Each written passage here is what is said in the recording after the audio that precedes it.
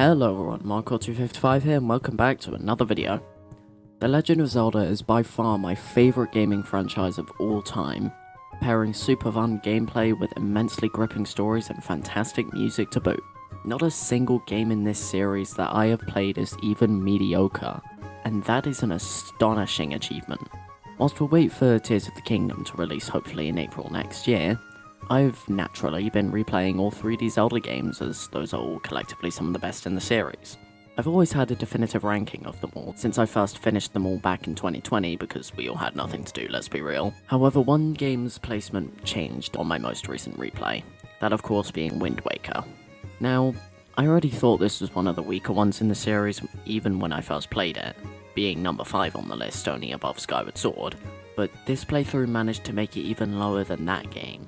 Now, all you Zelda fans watching probably have already left a dislike, left the video, and shared it with others to show them what an absolute buffoon I am for doing this, but try to hear me out for the next few minutes of your life. This isn't any bias towards the games either. If anything, I should have more bias towards Wind Waker, because I have a lot of nostalgia watching my dad play it. So, let me go through a collection of different things about the game and talk about why I think it's good and why I think it could be better.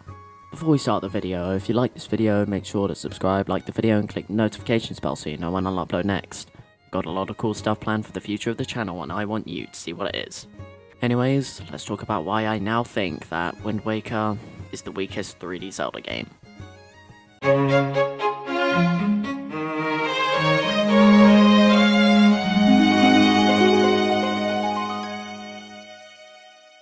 Now, the gameplay in Zelda can pretty much at this point never be made worse. Every single game in the series is really fun to play, and this game is definitely no exception. The most obvious thing for me to mention is the key aspect of the game that makes it different from the rest: the sailing. This game probably has the best feel out of the entire series when sailing. It is so unbelievably immersive and fun to just endlessly sail across the Great Sea with the best music piece in the game. It's really only a feeling to experience when playing the game for yourself. The items in this game are also some of the most creative in the series, from the Deco Leaf being really useful and fun to use to the Skull Hammer being such a satisfying item to use. However, this is where we start to get to my problems with the game. Firstly, I'm not that big a fan of combat. Don't get me wrong, it's still fun, no Zelda game isn't, but comparing it to other games in the series doesn't make this one seem much better than the others in my opinion. Most battles boil down to waiting for a reaction command to appear, using it, then slashing the enemy until they're down. There are other enemies in the game that obviously require more thought than that, like the enemies in the Earth Temple, but I simply don't enjoy their mechanics that much. A lot of other enemies also just don't have super interesting ways to kill them, mostly just using some random item once and they're down. Other Zelda games, Twilight Princess and Breath of the Wild especially, allow you to kill enemies in so many different and unique ways, so this game's combat feels pretty bare bones in comparison. The dungeons in this game are also surprisingly forgettable. None of them stood out to me whatsoever. I guess I liked Tower of the Gods, the Wind Temple, and the Earth Temple a little bit, but comparing them to the rest of the series' dungeons isn't even fair to be honest. Skyward Sword and Twilight Princess, the two games I will be mostly comparing this one to, as the two before feel like a separate era and are vastly different. Both have some of the best dungeons in the entire series, whilst this game doesn't come anywhere near close.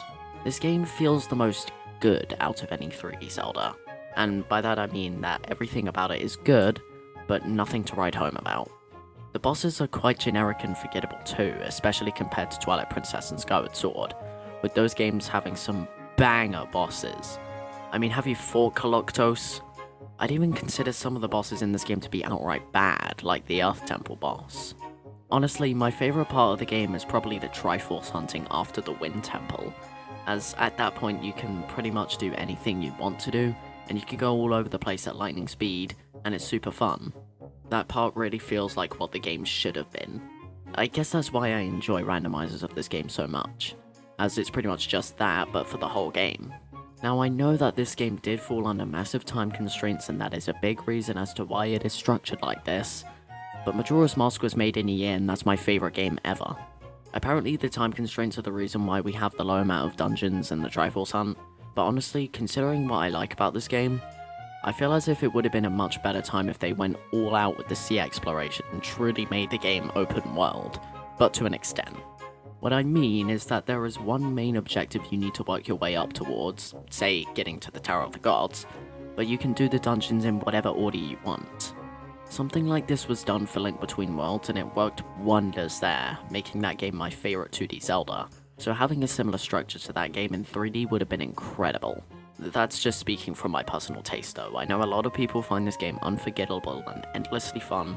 I'm just voicing my opinion. Here's something we can all agree is great with this game though.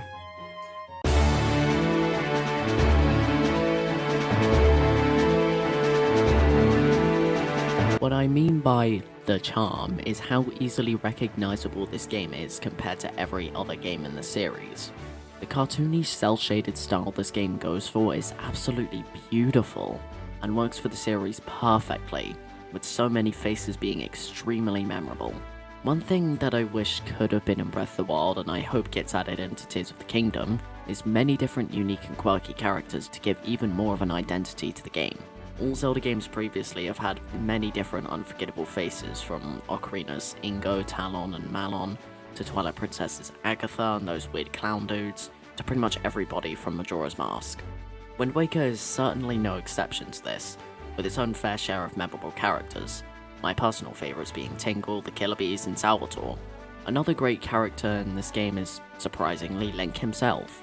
This is easily one of, if not the best depiction of our main hero in the series, due to how expressive he is compared to so many others in the series.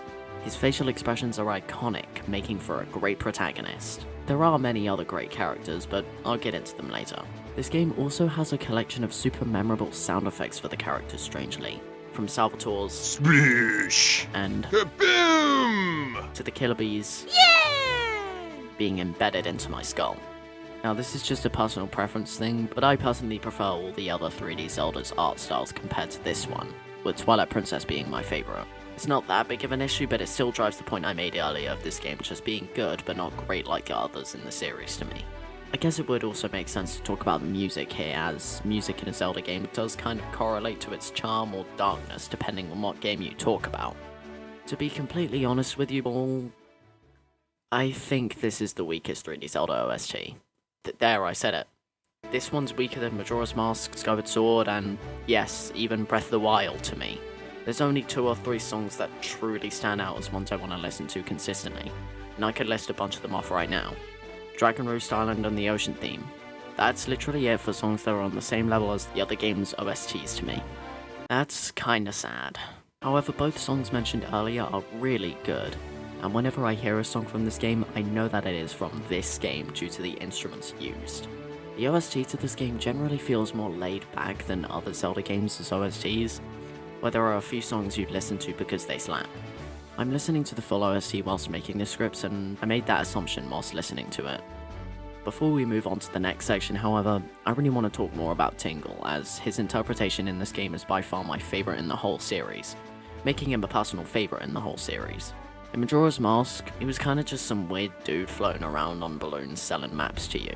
It's pretty funny and a good interpretation of the character, don't get me wrong, especially when you find out that his dad works at the camera stand in the Southern Swamp, but I just find this game's version much better.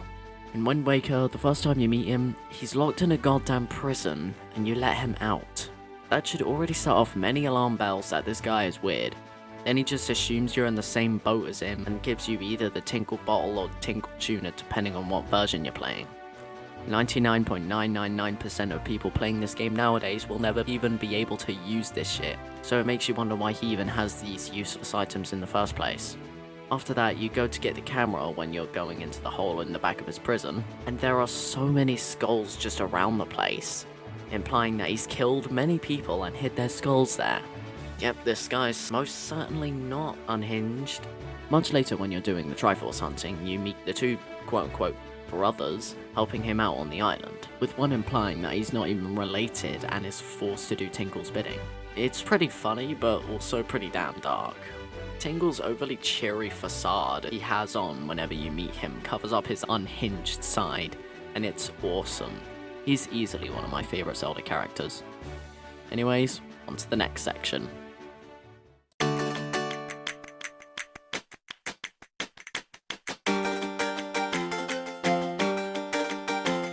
Now before we begin, there will obviously be major spoilers for the whole game here, so skip to this time frame if you want out. You're gone? Well, here we go. The story of this game is sick, man. I'll try to be as brief as possible here to not waste too much time. Basically, following the adult timeline in Ocarina of Time, there's no way I'm going to cover the timeline here, it's far too complicated and there's many other videos that explain it already. It's our birthday and we get the iconic green drip due to that fact. Some girl falls into the forest due to a funny bird dropping her in, so we go save her. She turns out to be a pirate named Tetra, and because her sister looks a lot like her, Bird comes back and takes our sister, named Errol, instead of Tetra. We eventually reach the Forsaken Fortress, the hideout of the bird and its master, with the help of the pirates who reluctantly take us and make our way to Errol before being thrown out into the middle of nowhere the moment we reach her. We are woken by the King of Red Lions, who is a talking boat and our main companion throughout the whole game. Honestly, he's pretty one-dimensional and uninteresting compared to other companions in the series like Midna and even Tattle to an extent, but he's still enjoyable to watch, plus I just love the way he looks for some reason. He tells us that the main man Ganondorf is gonna do bad shit, so we get a sail, meet Tingle, and set off to collect 3 goddess pearls to be able to reach a sacred place known as the Tower of the Gods. We get one from Dragon Roost Island, where we help the sacred being Valoo from eternal pain to the ass, and meet Medley, who will be important later. We get one from Forest Haven, where we save the Korok Makar from being eaten alive by this massive thing and also met a descendant of the Great Deku Tree from Ocarina of Time. Makar will also be important later. And one from the final sacred being, a descendant of Jabu Jabu named Jaboon, also from Ocarina. But the way we get to him is very different. Instead of getting another sick dungeon at Great Fish Isle, that island got torn to shreds by Ganondorf purely just to flex his power. Jaboon fled to our home island, Outset Island, and he locked himself away in a cave around the back of the island. We get through the rocks blocking him by stealing bombs from the pirates we were chilling with earlier. Once placing all 3 goddess pearls on each statue at each triangle island, the Tower of the Gods rises, starting probably the best dungeon in the game. Once you finish that dungeon, a portal to Under the Sea opens, allowing you to reach Hyrule. Basically, when Ganon came back many years after Ocarina of Time, the gods flooded the whole world for some reason to stop Ganon from doing shit. We can't explore a barren Hyrule throughout the whole game, which would have been far too sick, but we can get the Master Sword here, allowing us to go right back to Forsaken Fortress, finally clobber that funny bird, and take down Ganon.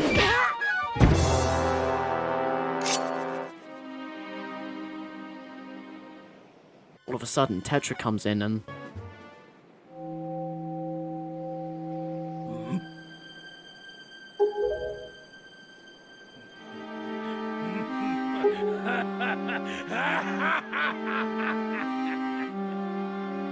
Here's where the plot twists come in, everyone.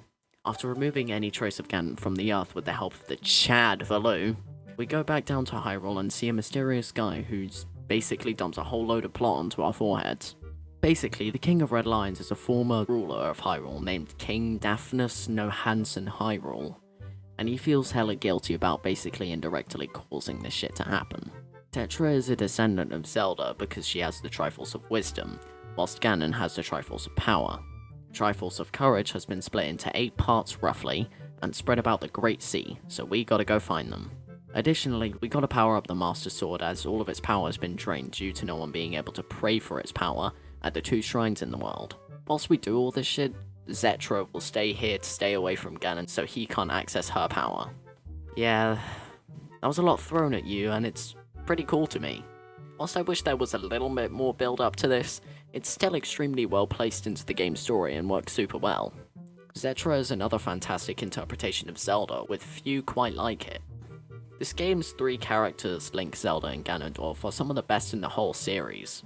Anyways, now we can go to reach each shrine of worship, the Earth and Wind Temples, with the help of Medley and Makar. See, told you they'd appear later. Due to them being descendants of the people who used to worship there before they passed away to be able to fully power up the Master Sword. We can also start the Triforce hunt all around the Great Sea, which, as I said earlier, is my favourite part of the game as it feels the most open world-esque. It really feels like what the game should have been like, but I'll get into that stuff later. Anyways, after powering up the Master Sword, getting all pieces of the Triforce to complete the Triforce of Courage, and getting all the upgrades you need to, we can go back into Hyrule to get Zetra.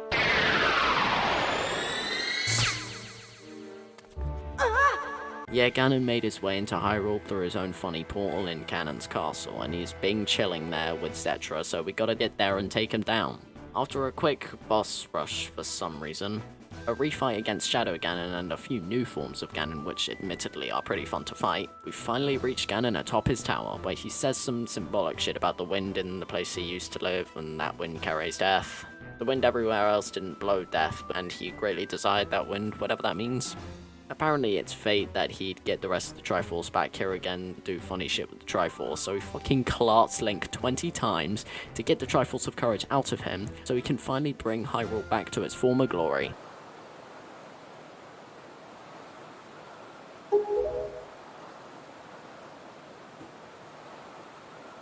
King of Red Lions comes out of nowhere and touches it before him so he can make funny Hyrule engulfed in water, as well as giving Link and Zetra the strength to fight Ganon in the epic finale. Anyways, this boss fight is the only great one. Eventually, you gotta fight him on his own because he clarts Zetra in the face, but she comes back for the greatest final blow on a boss in the entire series.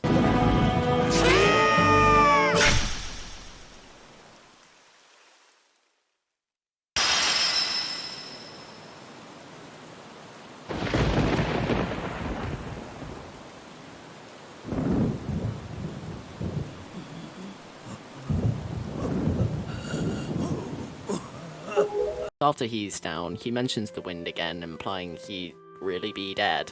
And he turns to stone for some reason. Didn't know the Master Sword could do that, but okay. Anyways, King of Red Lion comes back and basically says that because he indirectly caused all this shit, he's gonna stay down here and drown as a noble yet ultimately pointless sacrifice. Zetra tries to convince him to do otherwise, but it doesn't work and he goes down with the rest of Hyrule. Honestly, I don't really feel much towards this, mainly because I'm not really too attached to King of Red Lions as a character as a whole, compared to characters like Midna and even Fi, honestly, but it's still emotional and effective nonetheless. Anyways, we emerge in the Great Sea with the pirates and air all there to help us get back to land, ending Wind Waker. Now honestly, this is a great story with some great beats in it, but for me personally, I don't think it's as effective as many other Zelda games, honestly. This is definitely a personal preference thing, but considering how effective the 3D Zelda game before's story is, this one doesn't feel like it's trying hard enough. Even with super emotional moments, there are many others that work better either clearly or just for me personally. Midna's Lament is one of my favourite moments in Zelda history and solidifies Midna as the best Zelda companion, and you can't tell me otherwise. This is going to be a crazy hot take, but I even prefer Fi's farewell to this ending, and I'm not sure why. The ending brought me close to tears on my most recent playthrough, whilst this game can't even think about doing that for me. Again, I love this game's story, no Zelda game story is bad, I just prefer the other ones.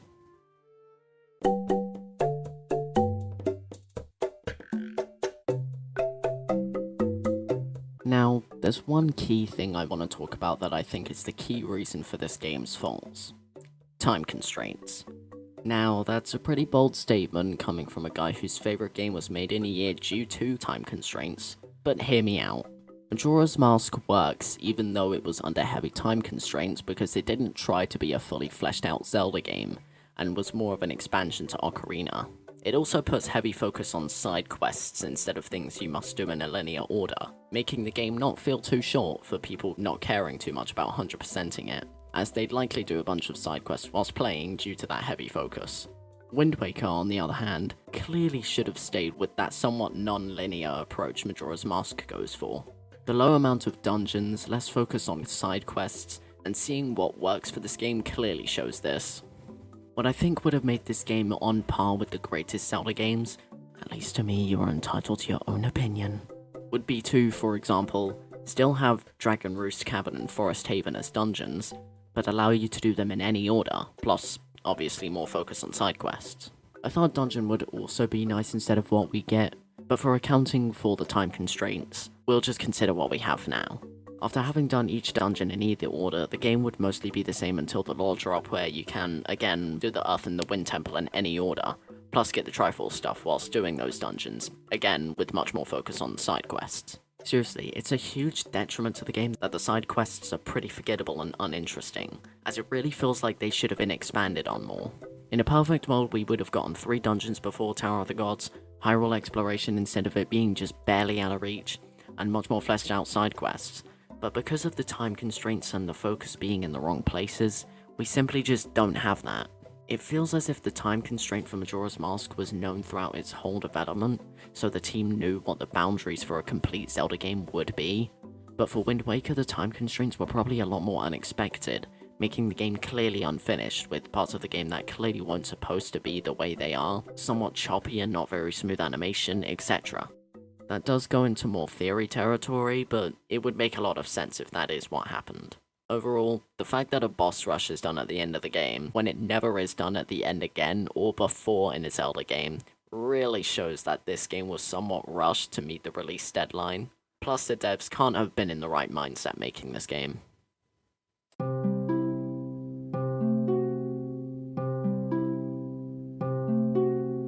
The Legend of Zelda: The Wind Waker is a great game, no Zelda game isn't. However, nothing this game does good is as good as most, if not all, other 3D Zelda games. And that is a damn shame, as there's clearly a fantastic game here, but due to the situation at Nintendo, we just couldn't get that game. You're entitled to disagree with me, it doesn't matter to me whether or not you love this game or not. I just wanted to voice my opinion on it. This is now the weakest 3D Zelda game in my opinion, which sort of adds up because when I first played through every 3D Zelda game, I said if it weren't for the HD version, this would be my least favorite. While Skyward Sword does have many things that suck ass, like the tad tones and the imprisoned, the things it does well are some of the best in this series, from the key characters to the dungeons to the creativity with the items. I really do like Wind Waker a lot, so please don't take this the wrong way, as it's overall a 7 out of 10 game to me. Anyways guys, that just about does it for today's video everybody, I really hope you all enjoyed it, and if you like my channel, then why not subscribe, click the like button, check out these videos, share them with friends and family, check out my Discord server, and click the bell to allow you to be notified when any new videos come out. Anyways guys, I hope you all have a fantastic day, and I'll see you guys in the next video. Goodbye.